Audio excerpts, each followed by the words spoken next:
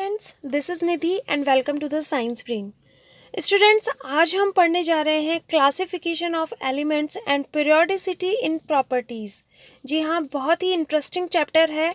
बस बने रहिए इस वीडियो के साथ, लास्ट तक देखिए। हम सारी हिस्ट्री पढ़ेंगे पीरियोडिक टेबल की। चलिए तो स्टार्ट करते हैं। देखिए स्टूडेंट्स, हम जो पीरियोडिक क्लासिफिकेशन और पीरियोडिक प्रॉपर्टीज़ पढ़ रहे हैं, आखिर में उसको पढ़ने का हमारा मकसद क्या है।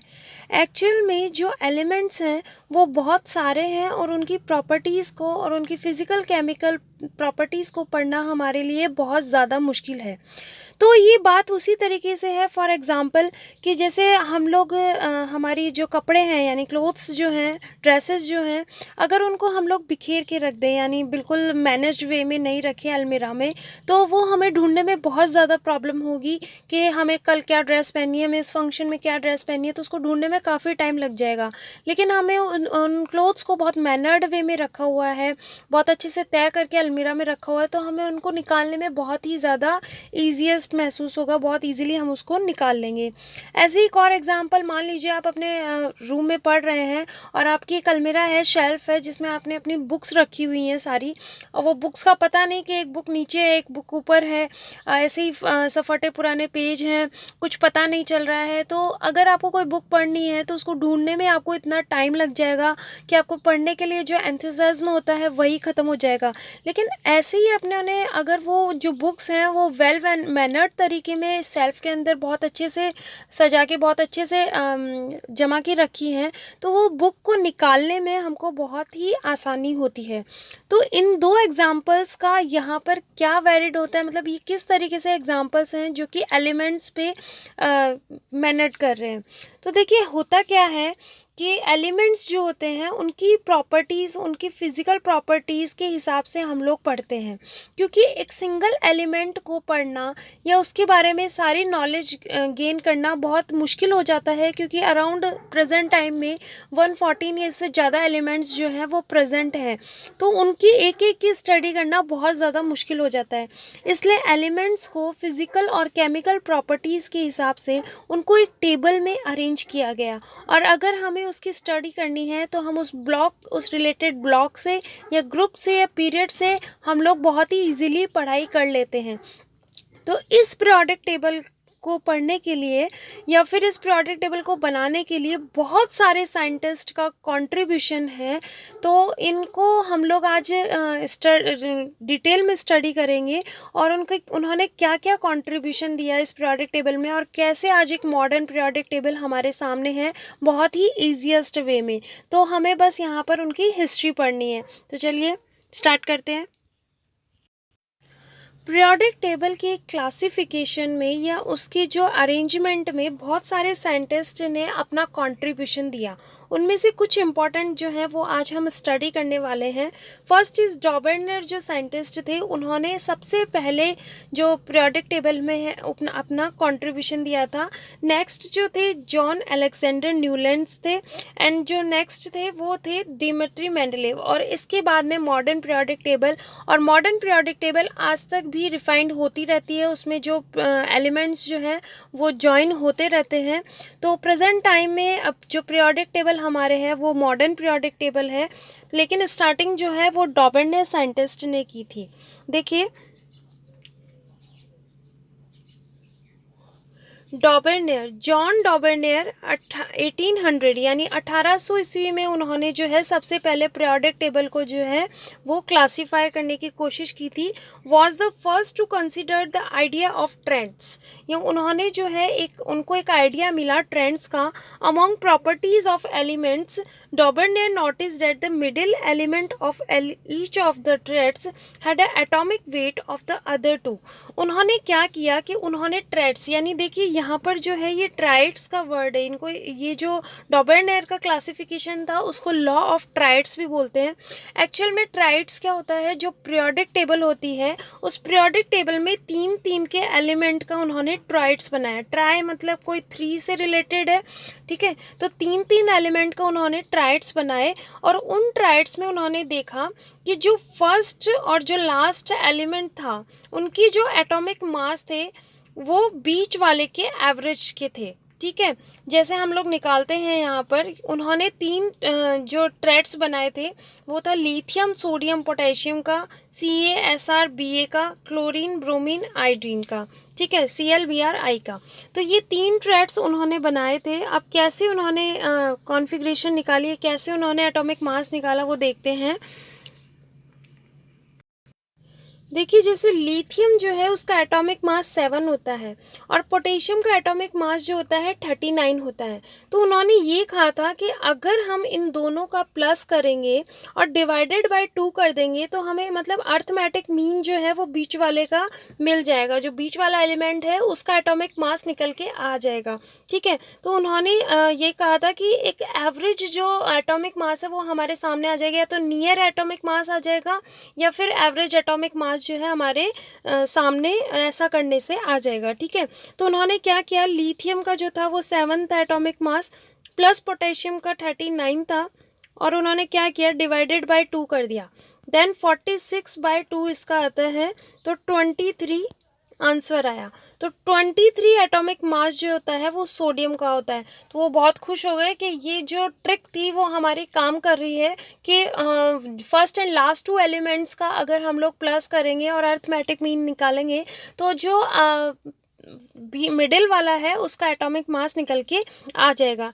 ऐसे ही उन्होंने कैल्शियम, स्ट्रोंशियम एंड बेरियम में किया। देन उन्होंने क्लोरीन, ब्रोमीन, आयोडीन में भी ऐसा ही किया। चलिए देखते हैं एक और एग्जाम्पल।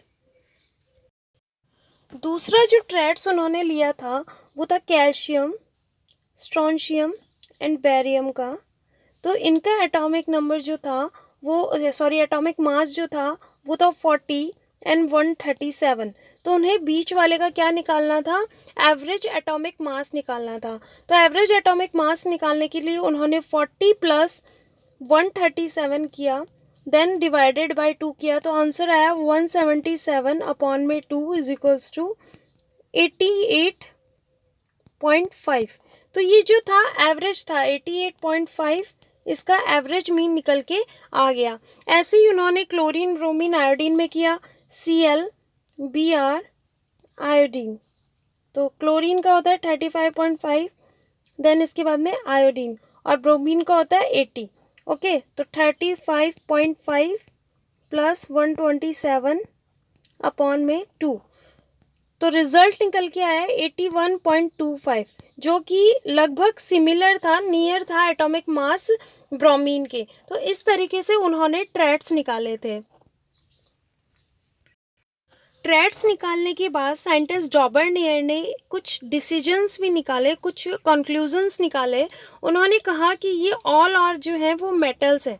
ऑल क्या है, मेटल्स हैं। All react with water to form alkalies, इसीलिए जो फर्स्ट ग्रुप होता है उसको एल्केली मेटल बोला गया था। ऑल रिएक्ट विद वाटर, अगर ये वाटर के साथ रिएक्ट करते हैं तो एल्केलीज का फॉर्मेशन होता है। इनकी वैलेंसी जो होती है वो +1 होती है। जब मेटल जो है वो इलेक्ट्रोपॉजिटिव होता है, 1 इलेक्ट्रॉन लूज करता है। तो ये 1800 ईयर्स में ही उन्होंने डॉबरनियर ने बता दिया था कि +1 जो है उसकी वैलेंसी है।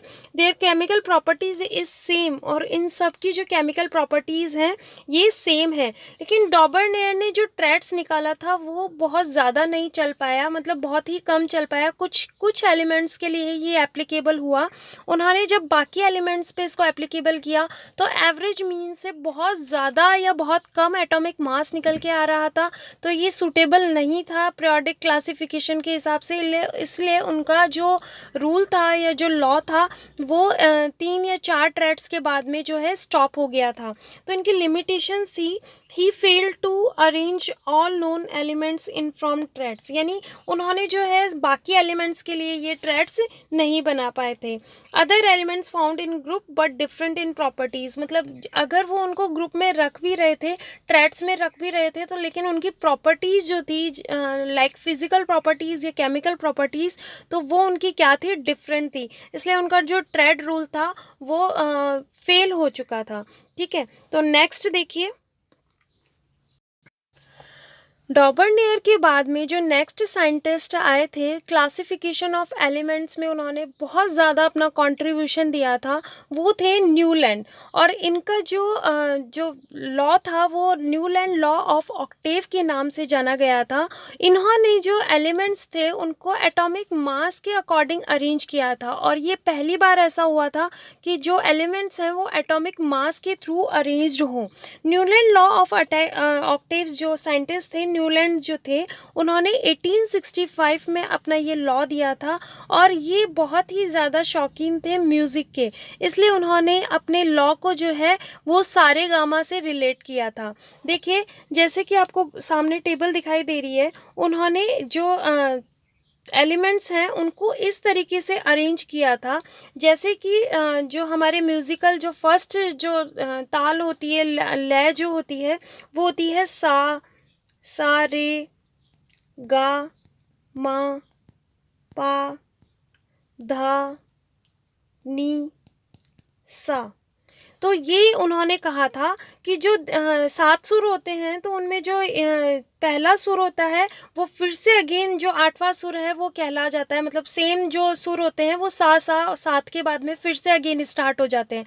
तो इन्होंने इसी लॉ पे बेसिस अपना लॉ दिया था कि अगर हम लोग फर्स्ट एलिमेंट को किसी टेबल में अरेंज कर रहे हैं, तो उसके बाद जो 8th एलिमेंट होगा उसकी फिजिकल और केमिकल प्रॉपर्टीज़ फर्स्ट एलिमेंट जैसी ही होगी।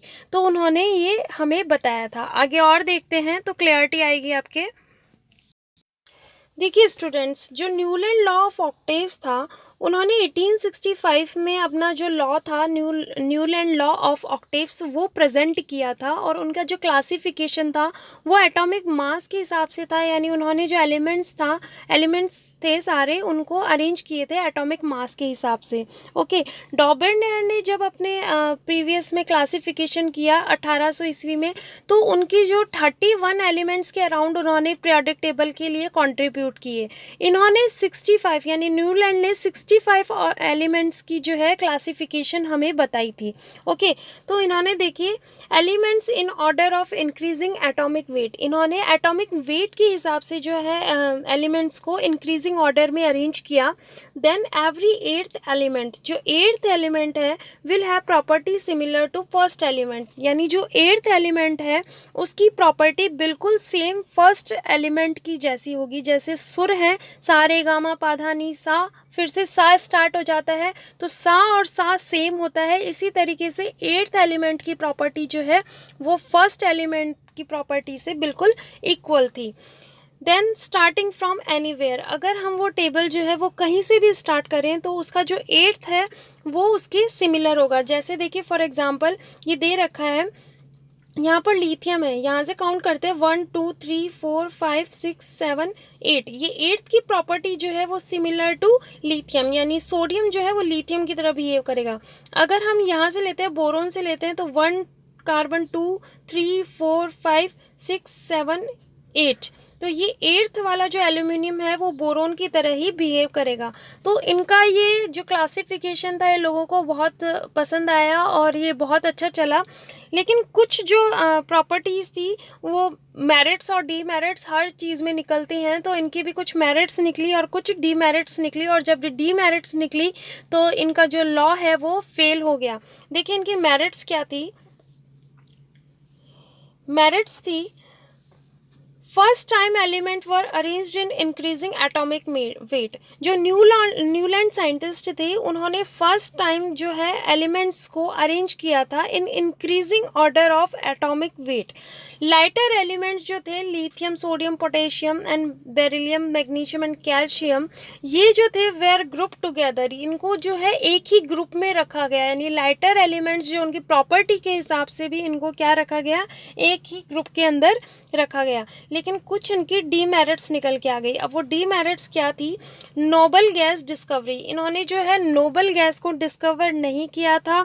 Next, Newland law of octave seem to be truly only for elements up to calcium, यानी इन्होंने सिर्फ कैल्शियम तक ही अपने जो न्यूलैंड लॉ ऑफ ऑक्टेव्स दिए थे, हैवियर एलिमेंट्स के लिए ये लॉ जो है वो एप्लीकेबल नहीं था, इसलिए ये रूल जो है, ये लॉ जो है न्यूलैंड का, वो फेल हो गया। नेक्स्ट साइंटिस्ट जो थे वो मेंडलीव थे। आइए देखते हैं, ये है साइंटिस्ट मेंडलीव। इन्होंने पीरियोडिक टेबल जब बनाई, पीरियोडिक क्लासिफिकेशन जब किया, तो इन्होंने पूरे साइंटिस्ट जो जितने भी साइंटिस्ट थे उनमें आंधी चला दी थी, क्योंकि एक दिन, ये कुछ स्टोरी है, हिस्टोरिकल स्टोरी है, अब ये पता नहीं कितना सच है कितना नहीं, लेकिन बुक्स में ऐसा ही लिखा गया है कि एक दिन जो ये सो रहे थे, तो सोते सोते जब है इनको नींद आई, तो इनको ड्रीम आया कि इन्होंने पीरियोडिक टेबल जो है वो बनाई है, एटॉमिक मास के अकॉर्डिंग उन्होंने पीरियोडिक टेबल को अरेंज किया है, और वो फिजिकल प्रॉपर्टीज़ और केमिकल प्रॉपर्टीज़ के थ्रू अरेंज्ड है। तो उन्होंने क्या है कि उसको बनाना स्टार्ट कर दिया, और वो अपनी पीरियोडिक टेबल को लेके इतने कॉन्फिडेंट थे कि उन्होंने कुछ एलिमेंट्स जो है वो डिस्कवर नहीं किए थे, लेकिन वो ना डिस्कवर होने के कारण भी उन्होंने टेबल के अंदर जो है उस स्पेस को मेंटेन किया, यानी उन्होंने खाली जगह छोड़ दी कि यहाँ पर अभी डिस्कवर नहीं हुआ है एलिमेंट, बाद में होगा, फर्दर स्टडीज़ करेंगे, तब जो बाद के साइंटिस्ट आएंगे वो डिस्कवर करेंगे, लेकिन वो उतने ही सिमिलर होंगे, यानी मेरी प्रॉपर्टीज़ से बिल्कुल सिमिलर होंगे। तो वो बहुत ज़्यादा कॉन्फिडेंट थे, और ऐसा नहीं था कि उनकी जो मिथ था वो गलत था, वो मिथ नहीं था उनका, मतलब उन्होंने जब आगे जाके स्टडी हुई तो वाकई में जो एलिमेंट्स थे उनकी प्रॉपर्टीज़ मेंडलीव की एलिमेंट्स की प्रॉपर्टीज़ के एकदम सिमिलर थे, इसीलिए इनका नाम जो है वो ओल्ड पीरियोडिक टेबल में सबसे पहले जो आता है मेंडलीव का ही आता है। कंट्रीब्यूशन और भी साइंटिस्ट का था इसमें, लेकिन सबसे ज़्यादा कंट्रीब्यूशन जो था वो साइंटिस्ट मेंडलीव का था।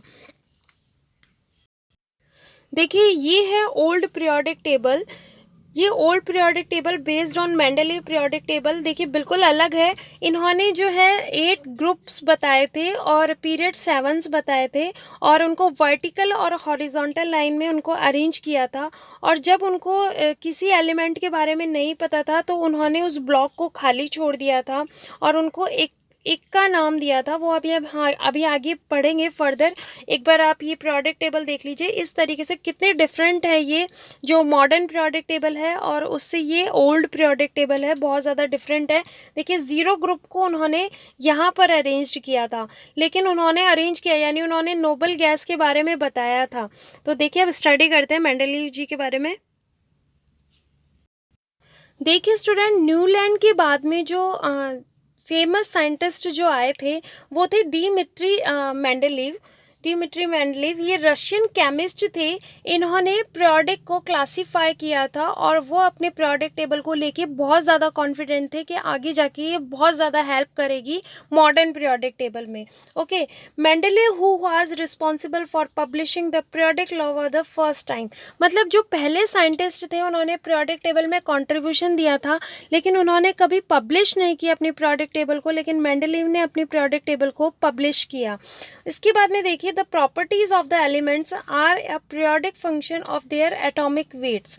जो उन्होंने पीरियोडिक एलिमेंट्स यानी जो एलिमेंट्स हैं उनको पीरियोडिक क्लासीफाई किया, उनको किस हिसाब से उन्होंने अरेंज किया, उन्होंने एटॉमिक वेट के हिसाब से जितने भी एलिमेंट्स थे उनको पीरियोडिक में अरेंज किया। और उनकी ऐसा नहीं है कि एटॉमिक वेट के साथ ही अरेंज किया, उन्होंने उनकी जो फिजिकल और केमिकल प्रॉपर्टीज़ जो हैं वो भी मैच करते हुए उनको अरेंज किया।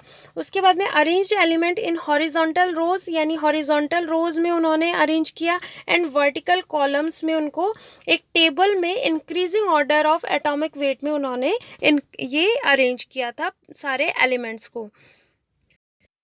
नेक्स्ट देखिए, in this there are 7 periods. तो उन्होंने 7 पीरियड्स, जो हॉरिजॉन्टल थी लाइन वो उन्होंने पीरियड्स कहा, रो जो थी वो पीरियड्स थी, और जो वर्टिकल लाइन थी उन्होंने उसको ग्रुप का नाम दिया था। ओके, तो ये periods and 8 groups, out of 8 groups 7 are normal elements. जो 7 ग्रुप थे वो नॉर्मल एलिमेंट्स थे और 1 जो है वो ट्रांजिशन एलिमेंट थे। यानी एक जो उन्होंने ग्रुप रखा था वो ट्रांजिशन एलिमेंट। अब तो जो मॉडर्न पीरियोडिक टेबल है उसमें ट्रांजिशन एलिमेंट का एक अलग से ब्लॉक डिस्कवर हो चुका है जिसका नाम डी ब्लॉक है, लेकिन उस टाइम पे उन्होंने केवल एक ग्रुप डिस्कवर किया था ट्रांजिशन एलिमेंट का, जो कि बहुत ही अपने आप में बहुत बड़ी डिस्कवरी थी। Okay, he maintain gaps in table for unknown elements. उन्होंने देखो टेबल को मेंटेन किया, लेकिन अगर उनको नहीं पता था जिस एलिमेंट के बारे में तो उन्होंने उस गैप को स्किप नहीं किया। उन्होंने गैप जो है टेबल के अंदर वो मेंटेन किया कि जो नया एलिमेंट जो है वो अभी डिस्कवर नहीं है, लेकिन अगर डिस्कवर होगा तो उसकी प्रॉपर्टीज़ इन्हीं ग्रुप्स में से सिमिलर होएगी, तो इसलिए उन्होंने उस गैप को बनाए रखा। ही thought that when these elements would be discover later on, ये बहुत बाद में डिस्कवर होगा, can be placed in table without disturbing other element, और वो उस टेबल में प्लेस्ड होगा और आपको डिस्टर्ब करने की ज़रूरत भी नहीं पड़ेगी और बाकी एलिमेंट्स को। और ये फर्दर स्टडीज़ में फिर डिस्कवर भी हुआ और उसने किसी को भी डिस्टर्ब नहीं किया, उस एलिमेंट ने पूरी पीरियोडिक टेबल को डिस्टर्ब नहीं किया। और वो कौन कौन से देखिए, he left the gap under boron. Boron जो था, बोरोन फैमिली थी, उनमें से जो वो गैप था वो लेफ्ट आउट था, एल्यूमिनियम था एंड एक और था सिलिकॉन। ठीक है, तो उन्होंने जो ये एलिमेंट थे उनको नहीं पता था कि ये एलिमेंट कौन से होंगे, तो उन्होंने नाम दे दिया इक्का एल्यूमिनियम, इक्का बोरोन एंड इक्का सिलिकॉन। ओके, तो फिर देखिए जैसे ही पीरियोडिक टेबल है, पीरियोडिक टेबल के ये गैप जो है उन्होंने फिल नहीं किए थे और नाम दे दिया था इक्का बोरोन, इक्का एल्यूमिनियम, इक्का सिलिकॉन। फर्दर स्टडीज़ हुई जब बाद में साइंटिस्ट ने मॉडर्न पीरियोडिक टेबल में जब इन एलिमेंट्स को डिस्कवर किया, तो इक्का बोरोन जो था वो स्कैंडियम था, इक्का एल्यूमिनियम जो था वो गैलियम था और इक्का सिलिकॉन जो था वो जर्मेनियम था। ठीक है, तो ये यहाँ तक हमने पढ़ ली है ओल्ड पीरियोडिक टेबल, जिनका कंट्रीब्यूशन था वो डॉबर्नियर साइंटिस्ट थे, न्यूलैंड साइंटिस्ट थे और मेंडलीव साइंटिस्ट थे। अब जो नेक्स्ट वीडियो है वो हमारी मॉडर्न पीरियोडिक टेबल की होगी। मॉडर्न पीरियोडिक टेबल बहुत वाइज है और बहुत इंटरेस्टिंग है, उसमें बहुत सारे ट्रेड्स हैं, वो हम लोग समझाएंगे अब आगे। आप बस इस चैनल को सब्सक्राइब कर दीजिए, लाइक एंड शेयर करना ना भूलें। आप स्टूडेंट्स, आप लोग व्यूज़ करते हैं, वीडियो को व्यू करते हैं, बट आप लाइक नहीं करते, तो प्लीज़ लाइक द चैनल। इससे मुझे बहुत ज़्यादा मोटिवेशन मिलता है और मैं और ज़्यादा मेहनत करके आपके लिए अच्छे अच्छे वीडियोज़ लेके आती हूँ। तो please support me and thank you. Happy रहिए, बाय बाय।